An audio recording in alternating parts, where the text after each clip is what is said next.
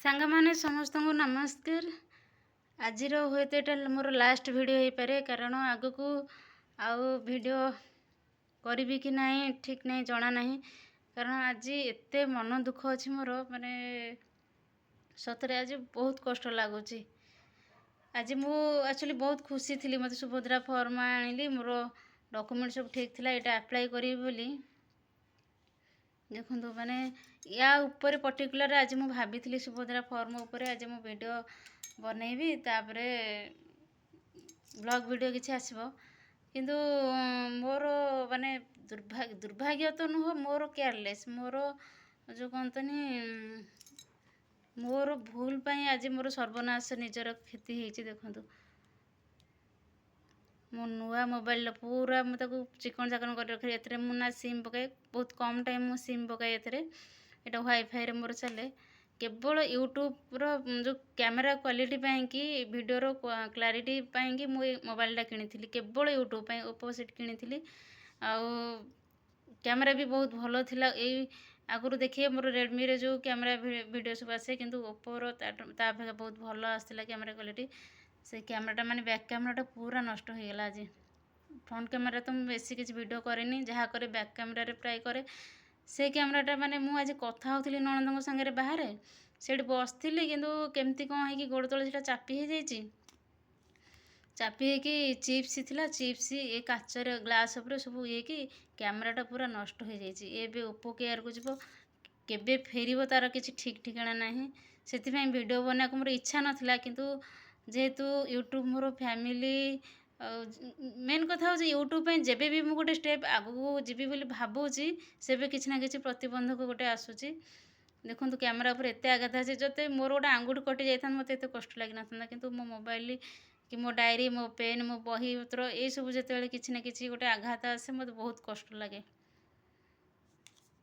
First time ପାଇଁ ମୁଁ ଗୋଟେ ଏତେ ବଡ଼ କ୍ଷତି କରିଛି, ଏତେ ବଡ଼ ଜିନିଷ ବର୍ବାଦ ହେଇଛି ମୋ ଦ୍ୱାରା। ଆସିଲେ ସେ ଆଜି ମାନେ କ'ଣ ହେବ ମୁଁ ଜାଣିନି, କ'ଣ କହିବେ, ଦେଖାଯାଉ ତାଙ୍କ ମୁଡ଼ ଉପରେ ଇଏ ହେଉଛି। ହୁଏତ ମାଫ୍ କରିଦେବେ, ହୁଏତ କ'ଣ କହିବେ ରାଗିକି, ମୁଁ କିଛି ବି ଜାଣିପାରୁନି। କାରଣ ଏଇ ମୋବାଇଲ ଉପରେ ତାଙ୍କର ବହୁତ ମାନେ ନଜର ଥିଲା। ସବୁବେଳେ ସେ ମୋତେ କୁହନ୍ତି ଓପୋଟା ମୋତେ ଦେଇଦେ, ଆଉ ତୁ ମୋ ଭିଭୋ ସେଟ୍ଟା ନେଇଯା। ଭିଭୋ ସେଟ୍ଟା ୟାର ଦାମ୍ 18,000 ଥିଲା, କିନ୍ତୁ ତାଙ୍କ ସେଟ୍ଟା 22,000। କିନ୍ତୁ ସେଇ ମୋବାଇଲର କ୍ୟାମେରା କ୍ୱାଲିଟି ପୁରା ଲୋ ହୋଇଯାଇଛି। କ'ଣ ତାଙ୍କର କେମିତି କ'ଣ କି ସେ କ୍ୟାମେରାଟା ଖରାପ ହେଇଥିଲା, ଯେଉଁଥିପାଇଁ କି ମୁଁ ସେ ମୋବାଇଲ ତାଙ୍କର ଆଣିନଥିଲି। ତାଙ୍କର ଷ୍ଟୋରେଜ୍ ଭଲ ଥିଲା ସେ ମୋବାଇଲର, କିନ୍ତୁ କ୍ୟାମେରା ଯୋଗୁଁ ମୁଁ ଏଇଟା ତାଙ୍କୁ ଦିଏନି। ଏ ମୋବାଇଲରେ ମୁଁ ଭିଡ଼ିଓ କରେ, ମୁଁ ମନା କରେ ବାରମ୍ବାର, ଏଇଟାରେ ମୁଁ ଭିଡ଼ିଓ କରେ, ଏଇଟା ତୁମେ ଧରିବନି। ସେ ଭିଭୋଟା ଧରନ୍ତି, ଆଉ ବାକି ମୋ ରେଡ଼ମିରେ ସେ ଗେମ୍ ଫେମ୍ ଖେଳନ୍ତି ଯେତେବେଳେ। ତ ଏମିତି କଥା ଆଜି, ସେଥିପାଇଁ ବହୁତ ମନ ଦୁଃଖ ହେଉଛି। ଏଇ ମାନେ କଭର ଥିଲା, କଭର ହେଇକି ଏମିତି ଏଇଟା ଫାଙ୍କା ଥିଲା ନା। ଏଇଟା ଯଦି ଗ୍ଲାସ୍ ସିଷ୍ଟମ୍ ଥାନ୍ତା ତାହେଲେ ବି ହୁଏତ କିଛି ହେଇନଥାନ୍ତା। କେତେ ଦିନ ଯିବ ଓପୋ କେୟାରକୁ ଯିବ, କେବେ ଫେରିବ, ମୁଁ କିଛି ଠିକ୍ ଠିକଣା କିଛି ଜାଣିପାରୁନି। ମୋ ମୁଣ୍ଡ କିଛି କାମ କରୁନି। ଆଉ ଆସନ୍ତୁ ଆଜି ଦେଖିବା କ'ଣ ହେଉଛି, କ'ଣ କରୁଛନ୍ତି। ଫାର୍ଷ୍ଟ ଟାଇମ୍ ପାଇଁ ମୁଁ ଏତେ ବଡ଼ କ୍ଷତି କରିଛି, ମୋ ନିଜ ଭୁଲ ପାଇଁ ମୁଁ ନିଜେ ଆଜି ଅନୁତାପ କରୁଛି। ହେଲେ ବି ଆଉ କ'ଣ କରିବା, ଲାଇଫରେ ଏମିତି ଗୋଟେ ଟାଇମ୍ ଆସେ। ଆଉ ଦେଖିବା କ'ଣ ହେଉଛି। ଫର୍ମଟା ଆଜି ବି ମୁଁ ଫିଲ୍ଅପ୍ କରିନଥିଲି, ମୁଁ ଆସିଲେ, ମୁଁ କହିଲି ସେ ଆସିଲେ ଫିଲ୍ଅପ୍ କରିବେ, କାରଣ ମୋ ଅପେକ୍ଷା ତାଙ୍କ ହ୍ୟାଣ୍ଡରାଇଟିଂଟା ବହୁତ ଭଲ ଲାଗେ ମୋତେ। ସେଥିପାଇଁ ମୁଁ କହିଲି ସେ ଆସିଲେ ଫିଲ୍ଅପ୍ କରିବେ, ମୁଁ ଭିଡ଼ିଓଟା ସେଥିରେ ସୁଟ୍ କରିବି। ଏଇଟା ଅପଲୋଡ଼ ମାରିଥାନ୍ତି କାଲି, କିନ୍ତୁ କାଲିକି କ'ଣ ଭିଡ଼ିଓ ଆସିବ ମୁଁ କିଛି ଜାଣିନି। ରେଡ଼ମିର ତ କ୍ୟାମେରା ଏମିତି ଦେଖୁଛନ୍ତି, ମାନେ ବେଳେବେଳେ କାମ କରୁଛି, ବେଳେବେଳେ କାମ କରୁନି, ଝାଲଝିଲି ହେଇଯାଉଛି, ଆଉ ବହୁତ ହ୍ୟାକ୍ ବି ହେଉଛି, ମୋବାଇଲଟା ହ୍ୟାଙ୍ଗ ହେଇଯାଉଛି। ତ ସେଥିପାଇଁ ମୁଁ ରେଡ଼ମିରେ ଆଉ ଭିଡ଼ିଓ କରୁନଥିଲି, ସେଇଟାରେ କରୁଥିଲି। ଏମିତି କଥା, ଆଉ କ'ଣ କରିବି, ମାନେ ସତରେ ବହୁତ ଦୁଃଖ ଲାଗୁଛି। କେତେ ଟଙ୍କା ବି ଖର୍ଚ୍ଚ ହେବ କ'ଣ ମୁଁ କିଛି ଜାଣିପାରୁନି। ଗୁଡ଼ାଏ ପଇସା ଖର୍ଚ୍ଚ ହେବ, ଏପଟେ ଇଏ ହେବ। ଦେଖିବା ଯାହା ହେବ, ଆଉ କ'ଣ କରିବା। ଉପର ପଟ ଦେଖନ୍ତୁ, ପୁରା ଗ୍ଲାସ୍ ପୁରା ଫିନ୍ ଫିନ୍, ପୁରା ଚିକଣ। ଏଟାରେ ମୁଁ ବେଶୀ ୟୁଜ୍ କରେନି, କେବଳ ଯେତିକି ଭିଡ଼ିଓ ସୁଟ୍ କରେ।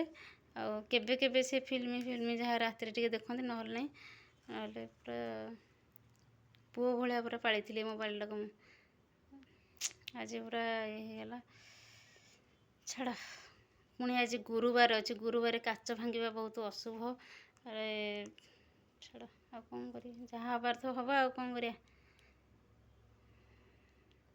ହଉ ସାଙ୍ଗମାନେ, ଆଜି ରହୁଛି, ଦେଖାଯାଉ କାଲିକି କ'ଣ ହେଉଛି, ଭିଡ଼ିଓ ଆସୁଛି ନା ନାହିଁ ଠିକ୍ ନାହିଁ।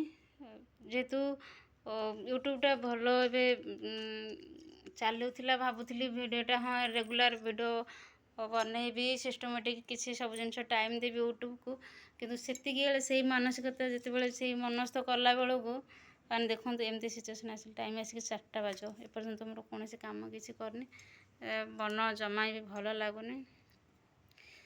ଯିବା ଆଉ କ'ଣ କରିବା, ଦେଖାଯାଉ କ'ଣ ହେଉଛି।